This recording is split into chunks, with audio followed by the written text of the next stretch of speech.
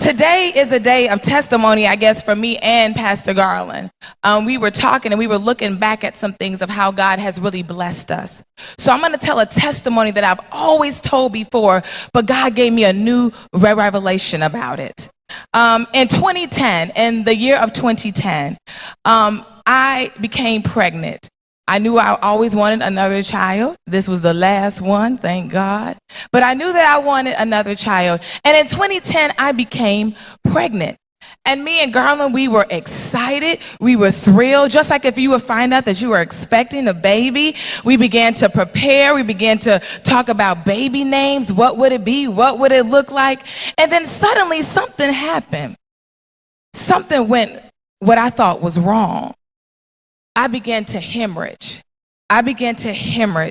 Very badly. And to make a long story short, the doctor told me that I was having a miscarriage. They told me that I was losing my baby. So as you can imagine, I was very devastated. So they said, we want you to come back in 7 days. We want you to come back in 7 days because what we're going to do something called a DNC. That means that we're going to go inside of you and clean out the remainder of the baby. Now, I was in total shock. Around the third day, I didn't believe what they said. So I went to Walgreens and I brought me a pregnancy test. And so when I got the pregnancy test, I was looking at it because I was looking for the 2 lines. You know, the 2 lines say that you're pregnant. Come on, don't act like you ain't never took no pregnancy test before. Sometimes you get excited, sometimes you don't. I'm just telling you the truth. Okay, so here we go. There were 2 lines. So I couldn't see the 2 lines. The lines were very faint. So I called the doctor's office again. I said, well, I see 2 lines, but they're very faint. She said, oh no, that's why the lines are faint, because you still have the pregnancy hormone in you, but you have lost the baby. So then about the 4th day, Garland said, you know what? We gonna keep believing anyway.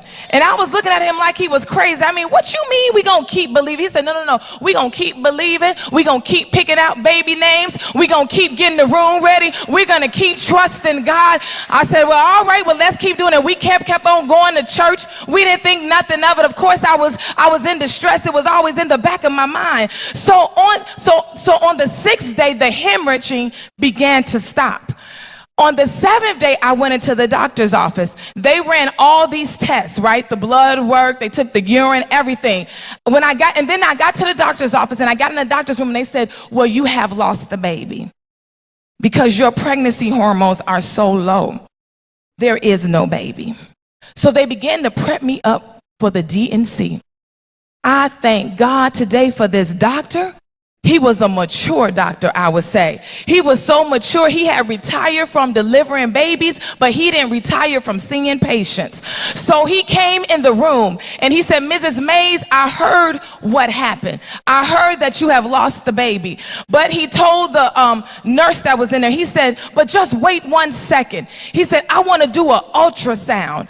I want to do an ultrasound to see why did this happen, because I don't understand why it happened. So the lady then prepped me for the ultrasound. And you know how they put the thing across your stomach? She kept moving across my stomach and she said, I don't see anything. She said, have you ever been diagnosed with tumors? I said, no. She said, have you ever been diagnosed with fibroids? I said, no. She kept moving and she said, well, I don't see anything. So then she took her left hand. I remember it like it was yesterday. She took her left hand and she turned it up.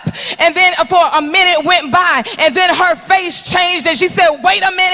She said, wait a minute. She said, I hear something. I said, you do? You hear something? And then she turned it up a little bit more. She said, wait a minute. She said, I hear a heartbeat. She said, your baby is still there. Have you ever been in a place where God has told you something and you can't see it? But I come to tell you that I hear something. She heard a heartbeat, but I heard faith and I heard hope. And at that time I was in a dry place. I was at a place of lack and I was at a place of lifelessness and I was at a place of being uncomfortable. I felt like I was in the wilderness. Have you ever been in a place like that? Have you ever been in a place of no hope, a place of discouragement, a place where they told you that it will not rain, but God brought me here, Lighthouse, to tell you that I hear thunder in the dry place. I hear thunder in a dry place. You ought to better get excited about it, because I come to tell somebody, I know it doesn't look like it, I know it doesn't seem like it, but the rain is coming.